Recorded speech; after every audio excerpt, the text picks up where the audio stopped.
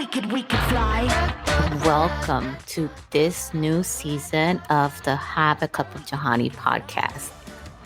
So I want to title this new season that I'm embarking on with I'm growing. So this is going to be the season of growth. And that's what I'm going to share with you throughout the season. So I thank you for coming over here and sitting with me. And I hope you enjoy. Hello, everyone. On today's episode of Have a Cup of Johanny, we are going to dissect the marketing campaign for Barbie. Are you ready? Let's get it. All right, so I did some digging. And when I say digging, I mean, I read one article, but I'm also going to talk about the things that came through my purview, the things that I noted when it came to the marketing campaign for Barbie. So this is something that I am very curious. Now, don't come for me, people. I have not seen the movie yet, just like I haven't seen the other one, the Oppenheimer one.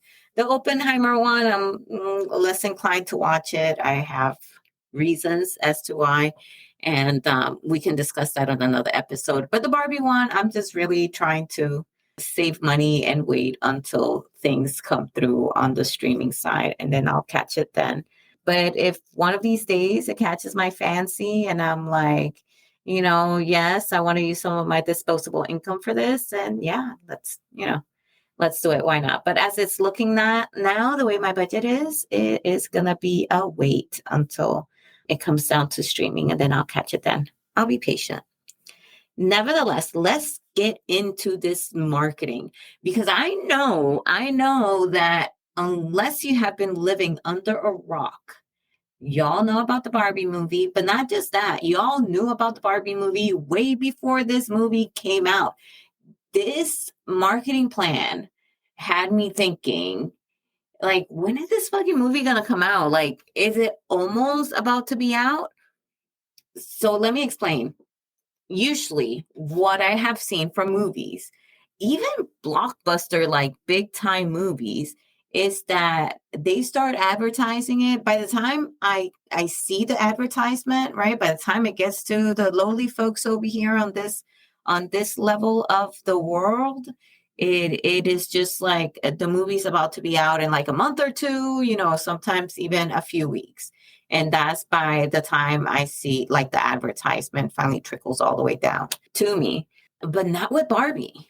With Barbie, I was seeing Barbie shit like a whole year before this movie came out. I think I was seeing Barbie shit like as they were filming this movie.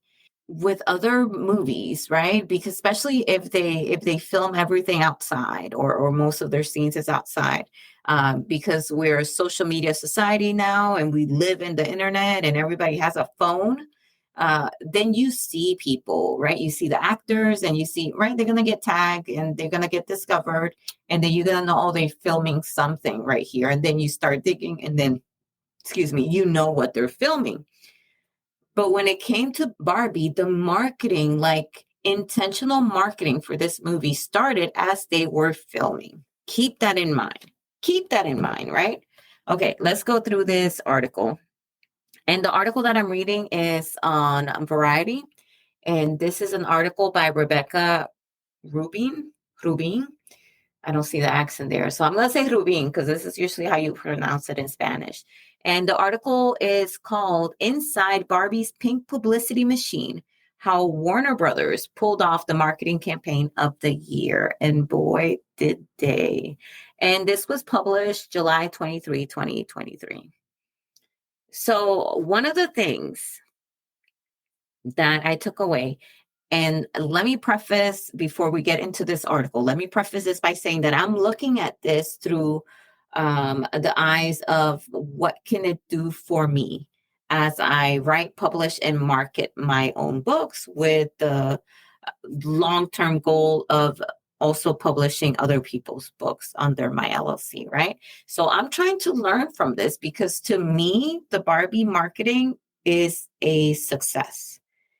Is like hands down a success. So I'm trying to break this down how it happens so that way I can learn from it, because what do you know? Season 3 of Cup of Johanny is really the learning season, the growth season. So I definitely want to learn about this for my future projects. So one of the things that the article says in here is that it started early. It started very early on. And I was right about this. They started really as they were filming. So here's a question right here. It says, the Variety article asks, when did you start to notice the Barbie marketing was resonating in a big way? And they essentially said it was at Comic-Con in 2022, people. You see that 2022, this movie didn't come out until middle of 2023, right? This was in 2022. And they were saying that they just put out one single image of Barbie in a Corvette in Barbie Land. That's all that they did, was one image. And then they explained in the article that months later, after seeing that image in Comic-Con, and then months later seeing the actors, Robbie, Margaret, and Ryan filming in Santa Monica, people were able to put two and two together because they saw them in the multicolor, bright pink outfits in the beach. And then they kind of put two and two together. And it had a momentum there, right? So what I take from that is that, and if you're an author or you're thinking about it, or you're really interested in understanding the inner works of authorship and marketing, because I think whether you're published traditionally or indie, you are doing some sort of marketing for the books that you're writing. So I think for authors, what does that mean? That means that even when we starting the drafting process, like, we should try to push out like a nugget, just a nugget, kind of like a teaser. That's how I look at it. Tease your readers, your fan base, or your potential readers about what you're embarking on. So the Barbie campaign did it with just one image. And I have seen on some of the big authors in TikTok that it's just one well-crafted image or one well-crafted video with keywords there, and the keyword adds to the vibes of the book, and then it comes with the music too. So if it's something in the horror genre, then we're listening to something kind of like terrifying, chilling, and then you see these dark images coming through in a flash. And then it's just that. But of course, it's not just that. It gets followed up with something else. And as I read this article in Variety, they had the same mentality, the same of, let's give the audience, the fans, the potential audience nuggets here and there, and turn it into a snowball effect. And that's what happened here. And let me read this to you so that way you can see this can resonate with you. The question was, how much of the marketing was manufactured and how much took off organically? And this was their answer from the marketing team. We saw it as a breadcrumb strategy where we gave people little elements of the movie to stimulate curiosity, and that created conversation. In every campaign, there are elements of earned media, like social media buzz, and paid media, such as a trailer spot. We believe this brand had the opportunity to generate some exciting earned media. Some of the choices we made stimulated that. Then it did totally take on a life of its own. So they were very intentional of having pink as its theme color. And they were intentional of the small elements that they pushed out there to generate buzz in social media and to generate conversation. And I think this is where kind of like art science kind of, meets marketing, where a team of people, or even if it's just one individual, has to think strategically about this. What can I push out there to create this earned media element in social media? What can I push? Because especially when it comes to indie authors, right? Our budget is so limited. Not everything is going to be paid media. We exhaust all our resources, really, and we wouldn't have enough for the next book if everything that we do for a book is paid ads. And so we have to be intelligent when it comes to where we are pushing out the content, and most importantly, what kind of content we are pushing out to create that earned media, the social media buzz right there. So for the Barbie, they knew that pink was going to be a big thing. And then I don't know if you remember, but they had filters on TikTok. They had through social media, you had this background that you can use where it says, this Barbie is a, blah, blah, blah, blah, blah. And then they had the AI filter that will turn you into a Barbie. This created buzz for the film, and they had people get super excited about this movie, that when the movie came out, it's like you had no other thing to do. Like, you were pushed up against the wall. You had to go see this movie because that's all that was being fed for the most part. It was Barbie, Barbie, Barbie. And of course, so the movie, from what I have read, because once again, I haven't seen it, I'm more interested in learning in the marketing of it, because to me, it's so interesting. But the movie, the product that was advertised, backed that advertisement up, because it could have been a flop. It could have been like, oh my goodness, this movie, $150 million to market it, and it's a fucking flop, right? It sucked and blah, blah, blah, right? It could have been that. But no, the movie backed that up. The movie was a good movie. So that is also something that we have to think about. And that's why I say we have to be, as indie authors, right? Because I'm an indie author, I have to be very intentional on how and what I use paid media for, because I just have limited amount, right, of resources when it comes to that. So I have to be very intentional, because where I want to put most of my money in when it comes to that is really for the book cover, because book covers do sell books, and in editors. So I want to have enough to pay for a developmental round, uh, copy editing round, a line edit round, and lastly, a proofreading round. So I want to be able to have all that money there for that book, so that way I can pay for those things. And then of course, for marketing. But I rely on marketing mostly on me.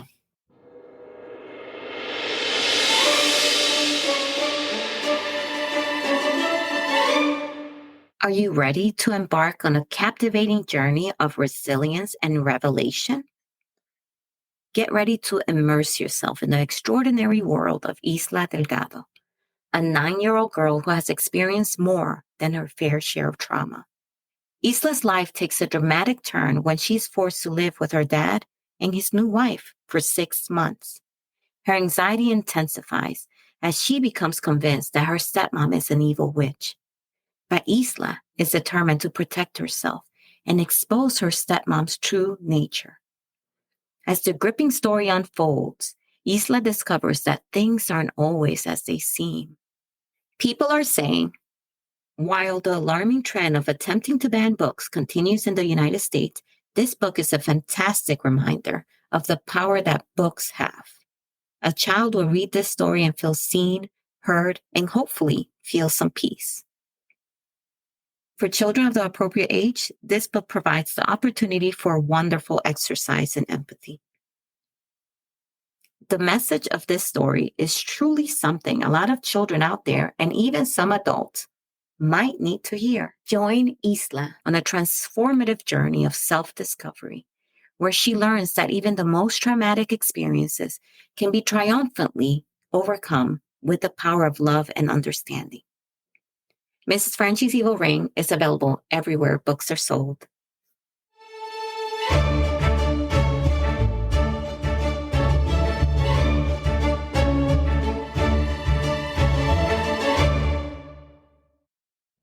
On me and the circle of mutuals that I have built on social media. So I guess that's why for indie authors it's a little tricky when it comes to marketing, and that is something that we have to think about, and that is to nurture circles, to nurture those connections, because they in turn will help you and you will help them as well to reach an audience, to get traction when it comes to the marketing of the books. But really, to keep this short, I will continue to read more on this marketing campaign, but what I've gathered from this is to get in early and start early, and it could be just as simple as pushing out one strategic image, one strategic vibe post. I have seen people push out Spotify playlists when they start their books, and they use that as a way to tell the readers or potential reader what kind of vibe they're going to get from that book. I have seen potential book covers, right? Or I have seen character illustrations for the characters in that book as well, being pushed out as these little pieces of nuggets that gain interest and pique the curiosity of readers or potential readers for that book. So that's what I'm getting from this, is to start early, to be strategic about what elements I want to push forth that will send the right message to my potential readers, and then to continue on with that traction and to evolve and to be social on social media. So that way the traction can maintain. And when I mean evolve, that means that that piece of nugget, right, needs to turn into something else. And then that something else into something else once again, until it develops into like, boom, this is the book. This is what I've been talking about. It's almost like a lead up, right? Like a climb on the mountain, how you start from the bottom and then you get to the top. And then it's almost like you have to bring the reader through that in this marketing plan, from the very bottom, how we started, all the way to the very end. And boom, folks, readers, this is what I have to give you.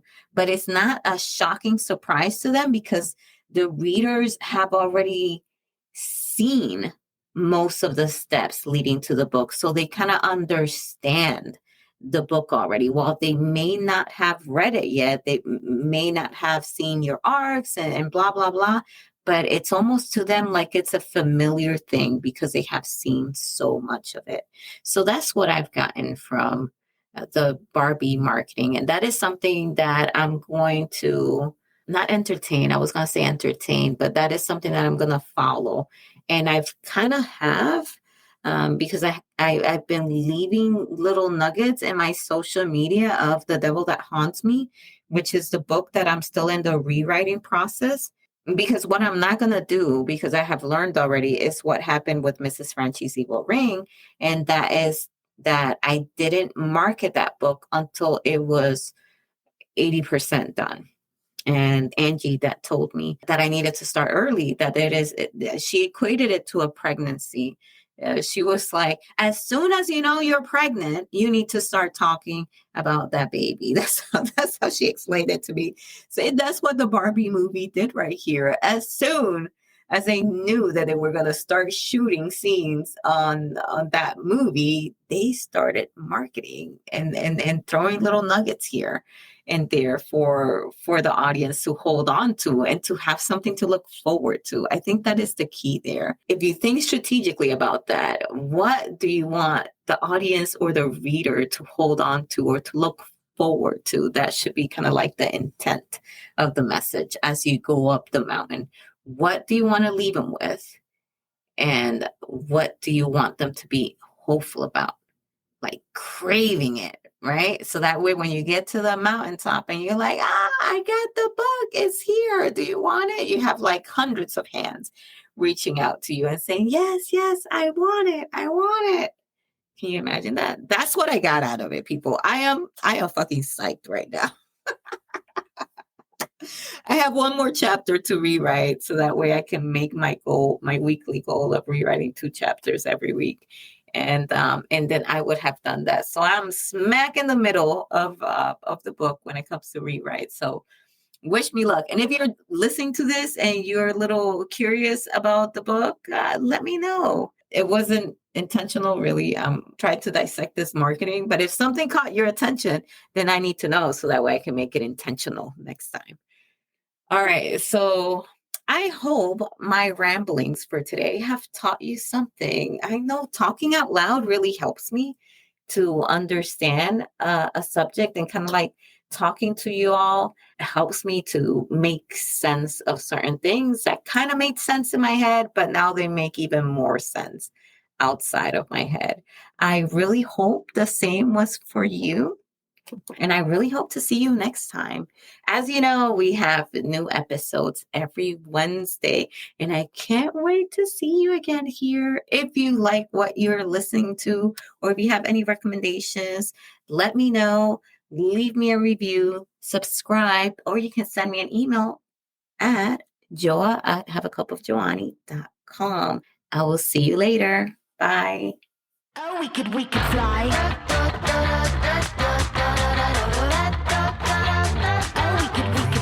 Thank you so much for listening. Don't forget to follow and subscribe to the show. See you on the next episode.